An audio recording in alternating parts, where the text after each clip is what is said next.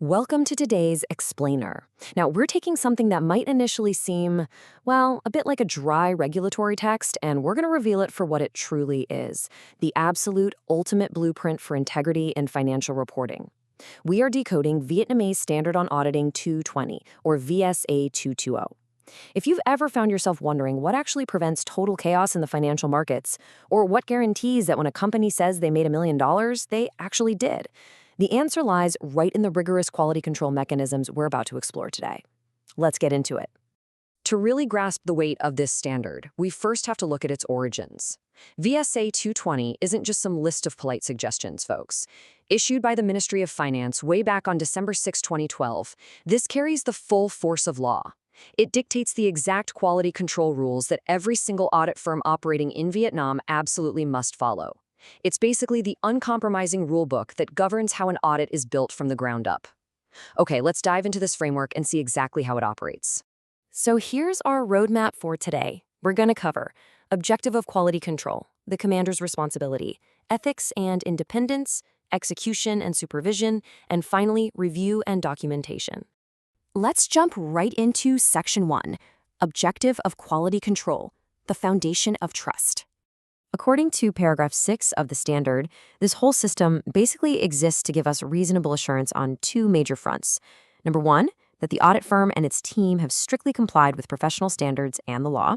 And number two, that the final audit report they issue is actually appropriate for that company's specific situation. So what's the big takeaway here?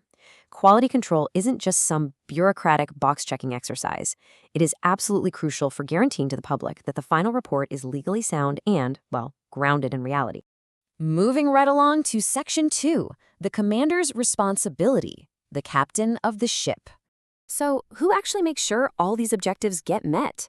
Well, paragraph 7 introduces us to the engagement partner. You can really think of them as the captain of the ship. They're the firm's legal representative. Now, they might not literally be down in the engine room doing every single piece of daily fieldwork, but they are the ones putting their name on the final report. According to paragraph 8, they hold the ultimate responsibility for the overall quality of that specific audit. Basically, if the ship veers off course, it is entirely on them. That brings us to Section 3, Ethics and Independence, the moral compass. Paragraph A4 lays out these core ethical principles as absolute non-negotiables. We're talking about independence, integrity, objectivity, professional competence, confidentiality, professional behavior, and compliance with technical standards. The engagement partner has to be constantly vigilant here, always watching for any signs that the team might be slipping up on these fronts. You know, these aren't just fancy corporate buzzwords. They are quite literally the bedrock of public trust. But let's be real. What happens when that independence is actually threatened? Well, paragraph 11 outlines this highly actionable step-by-step workflow for the engagement partner. First up, they've got to proactively collect information from the firm to sniff out any threats. Second, if a breach is actually found, they evaluate the threat level. And third, they have to apply safeguards to totally eliminate the threat or at least reduce it to an acceptable level. And if they can't fix it, no way around it. The standard explicitly states they must withdraw from the audit if the law allows. It takes this sort of static ethical concept and turns it into a dynamic zero-tolerance procedure. Next up is Section 4, Execution and Supervision, Navigating the Audit. With our ethical compass set, we head straight into the fieldwork phase. Paragraph 7 gives us a super specific definition of who is actually on the audit team.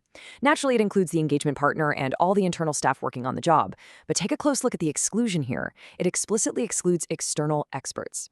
This is actually a really crucial boundary line for quality control because it defines exactly whose work falls under the direct daily supervision and internal review mechanisms of the audit firm.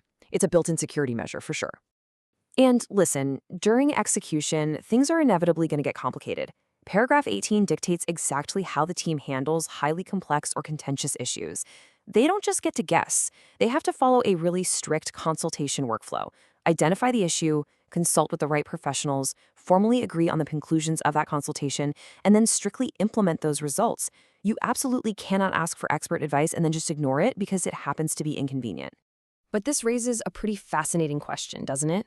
What happens if the audit team, or the experts, just completely disagree on how to handle one of these really complex financial issues? Well, the standard definitely does not leave this to chance. Paragraph 22 mandates that any differences of opinion, whether that's within the team, with consultants, or with quality reviewers, must be addressed and resolved strictly by following the firm's formal internal policies. There's literally no room for rogue decisions or just sweeping disagreements under the rug. It forces a unified, officially processed, and fully compliant final stance. All right, moving into our final phase, Section 5, Review and Documentation, the final checks. Before any report goes public, there are some really rigorous checks required. To understand this next role, paragraph 7 briefly defines a listed entity as a company whose shares or debt are publicly traded on a recognized stock exchange. Now, why does that matter to us? Because these high-profile, public-facing audits carry massive market implications, which immediately triggers an automatic, mandatory extra layer of objective scrutiny under VSA 220. For these major audits, paragraph 20 requires a quality control reviewer. It's a brilliant built-in check and balance system. The engagement partner executes the work and makes the significant judgments.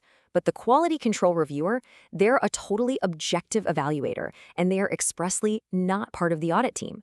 Their entire job is to coldly evaluate those significant judgments from the outside looking in. And this is where paragraph 19 establishes a terrifyingly strict hard stop rule. The engagement partner absolutely cannot date the audit report until that objective quality control review is entirely finished. If the review isn't done, the report essentially doesn't exist, period.